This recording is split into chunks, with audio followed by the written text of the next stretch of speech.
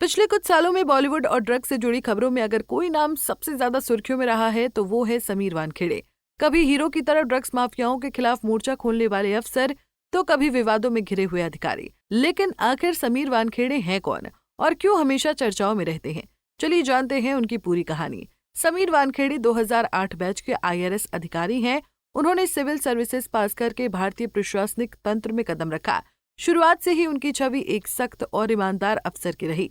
महाराष्ट्र के रहने वाले वानखेड़े ने कई अहम पदों पर काम किया और अपने कई फैसलों की वजह से पहचाने गए। समीर वानखेड़े को असली पहचान तब मिली जब उन्हें नारकोटिक्स कंट्रोल ब्यूरो यानी NCB में जिम्मेदारी दी गई। यहीं से उन्होंने बड़े बड़े ड्रग्स सिंडिकेट्स के खिलाफ अभियान चलाए। उन्होंने बॉलीवुड और हाई प्रोफाइल पार्टियों पर छापेमारी की और कई नामी हस्तियों को सवालों के घेरे में खड़ा किया। यही वजह थी कि मीडिया में उनका नाम हर जगह छा गया। अक्टूबर 2021 में मुंबई से गोवा जा रहे एक क्रूज पर ड्रग्स पार्टी में छापेमारी हुई। इस ऑपरेशन का नेतृत्व समीर वानखेड़े ने किया। छापेमारी के दौरान शाहरुख खान के बेटे आर्यन खान को गिरफ्तार किया गया। यही केस समीर वानखेड़े को रातों रात सुर्खियों में ले आया। आर्यन खान ने करीब 22 दिन जेल में बिताए और फिर जमानत मिली। इस दौरान वानखेड़े को हीरो और विलन दोनों तरह से देखा गया। कुछ लोग उन्हें ईमानदार अफसर मानते रहे तो कुछ ने उन पर टारगेटेड एक्शन लेने के आरोप लगाए। आर्यन खान केस के बाद वानखेड़े पर कई विवाद खड़े हुए। उन पर भ्रष्टाचार, पैसे की डील और जाति प्रमाण पत्र से जुड़े आरोप लगे।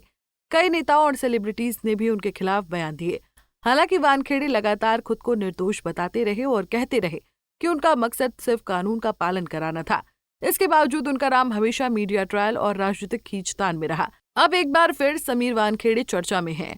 हाल ही में शाहरुख खान, गौरी खान और उनके production house red chillies entertainment के खिलाफ दिल्ली हाईकोर्ट में मानहानि का केस किया गया है। उन्होंने हाल ही में शाहरुख खान, गौरी खान और उनके production house red chillies entertainment के खिलाफ दिल्ली हाईकोर्ट में मानहानि का केस किया है।